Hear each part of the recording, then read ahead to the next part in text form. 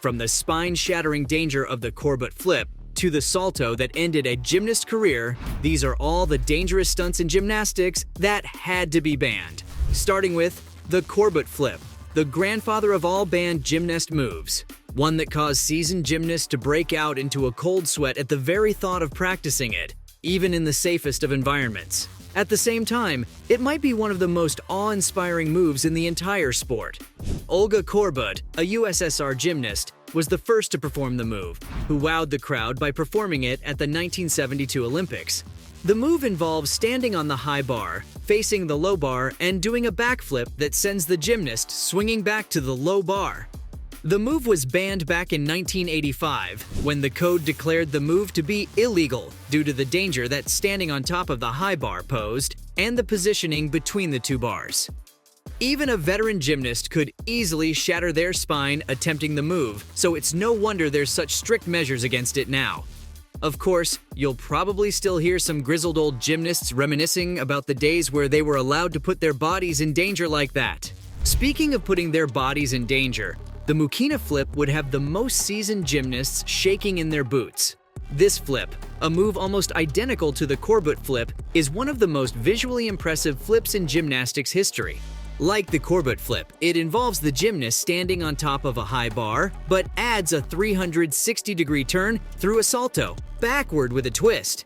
Honestly, my spine hurts just thinking about it. Of course, the move ended up being banned for pretty much the same reason as the Corbett flip, based on the balancing on the top bar.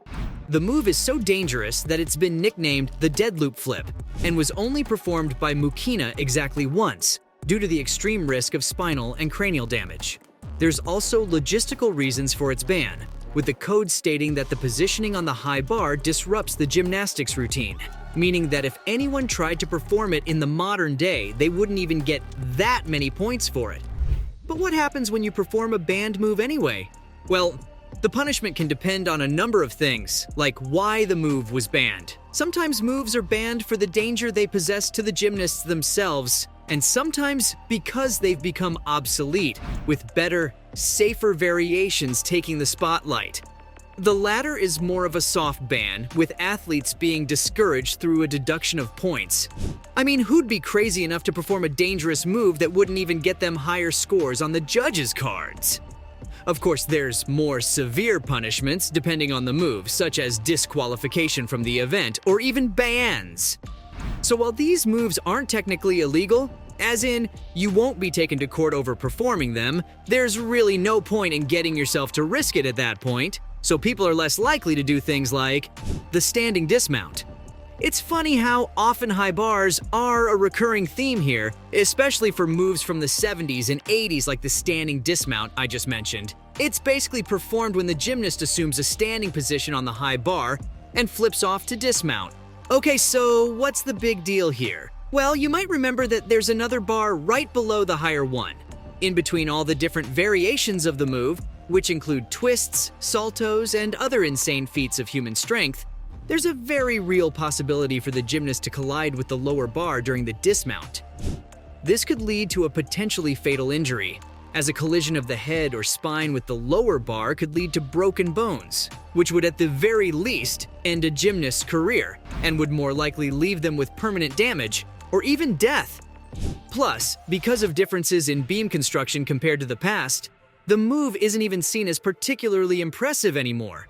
Just like most vault skills, the vault is one of the most immediately recognizable moves in gymnastics, consisting of a running start leading into a front handspring vault.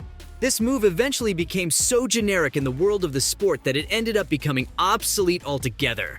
Over the years, much more complicated variations, like the chungs and the aminars, have become much more popular than the basic garden variety vault. They've really sprung into popularity. Sorry, bad gymnastics joke.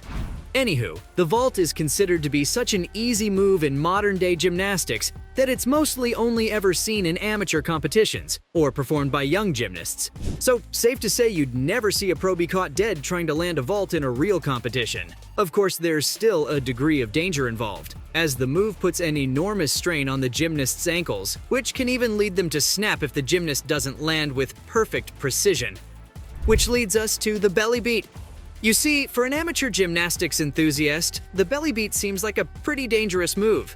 After all, it involves the gymnast basically slamming their stomach against the bar in order to increase their speed and momentum, leading into more flashy moves. Now sure, you could probably get a couple of bruises off of the belly beat, especially when you first start off practicing it, but you're never going to see a trained gymnast have much trouble with it. There's still a degree of risk for rookies though, with the potential of damaging their hip bones. In fact, you're never really going to see it be used in competitions at all because gymnast associations have made them obsolete. How, you ask? Well, by cutting out the need for them entirely. Bars are now significantly wider, eliminating the need to beat for increased momentum, meaning there's literally no advantage to performing the move. Momentum-based moves going out of style seems to be the norm these days, as you can see with the multiple front handspring. These are similar to the belly beat, as in a way for gymnasts to build momentum, which they can use to add to the rest of their routine, in their attempts to wow both crowds and judges. Now, the front handspring isn't exactly the most dangerous move in the world, at least when it's performed correctly. But there's really no point in using it anymore, due to the rise in popularity of the back handsprings, which require much more skill from the gymnast and a significantly greater amount of focus. Of course, all that means back handsprings are much more likely to wow judges, leading to higher numbers on the scoreboard. I mean, what's the point of risking your neck if the most you're going to get out of it is a 6 out of 10, right? Speaking of moves that get low points and result in injuries, let's look at the Silvas mount. This move was named after Daniela Silvas and includes a shoulder and chest stand, which honestly looks kind of hilarious to see, and helped her bag the gold in the 1988 Olympic Games. In modern times, not only does it not lend much to the scoreboard, it's also a move that has led to some pretty horrific injuries.